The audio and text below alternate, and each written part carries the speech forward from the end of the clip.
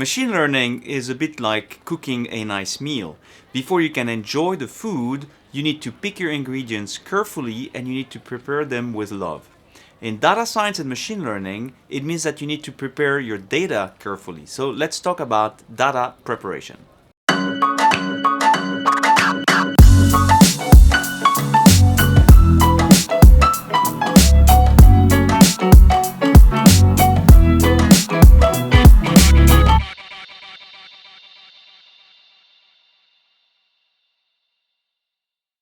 So it is estimated that about 80% of a data scientist and machine learning expert work is going towards preparing the data.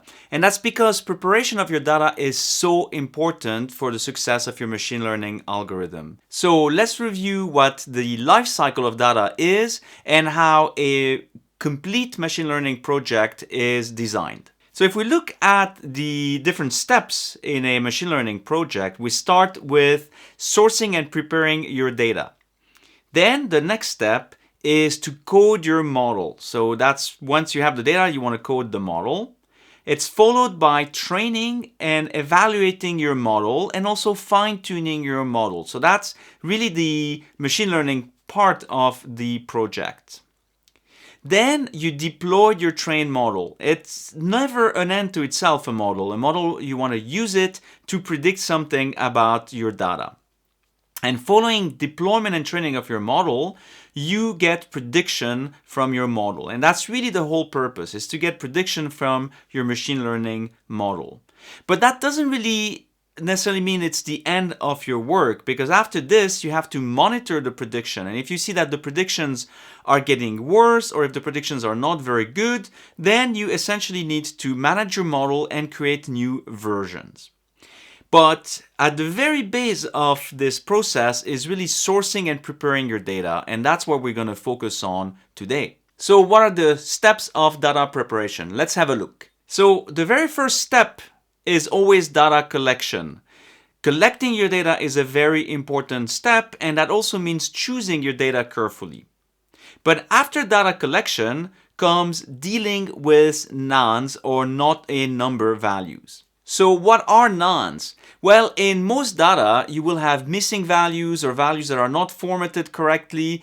And these, if you load them into a pandas data frame or any other equivalent tools, will usually be dealt with as not a number or nonce. And of course, not a number is not a useful value to use for machine learning training. So you need to deal with these not a number values. And to do this, you can either replace them by another value, or you can completely remove them from your data frame, or you can maybe input the mean or the medians, which are common strategy that people have to deal with not a numbers. Following this step, once you've gotten rid of all of your non-numerical values, what you do is you merge different data sets. And as you may very well imagine, you could have data coming from different sensors, coming from different databases, or coming from very different measurement techniques. And all of these data need to be put together into one data frame so that you can assemble your data set. And that is actually a big part of the job, because it's not always straightforward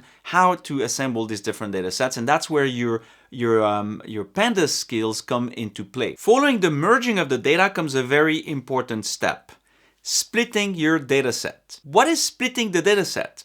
Well, in machine learning, we will see that it's very important to have a portion of your dataset that is reserved for training your model and a portion of the dataset that is reserved for testing the model. And so very early on, before you even start doing anything to the data, you want to split it into these two sets and never look at the test set before the end of the data preparation and the training of your algorithm processes. Once you've split your data set, you will work with the training set, and you will start to look at your features. And some of the features you might want to engineer. Feature engineering essentially comes to looking at the different features or data that you have, data type, columns, etc., and combining them to create new features. For instance, dividing one column by another, or perhaps doing calculation with the different columns. And this is really where your skill as a geoscientist comes into play, because you know the data best and you can think of the most valid representation of the data to predict something out of it. And the last step is called scaling. We'll talk more about scaling later, but essentially, one of the issues that you have in machine learning is that a lot of the algorithms are unable to work with data that are of different values, of different scale. For instance, looking at depth in kilometers and then looking at the size of clays in micron would cause problem for many of the more advanced machine learning algorithm. So to get around this problem, we do scaling. So we rescale the data set so that all the data have a predictable range that we can then deal with. And you can see that data preparation takes a long time. It's a skill that you will have to develop, and you need to do this very carefully, and it takes experience to be able to get the most out of your data set.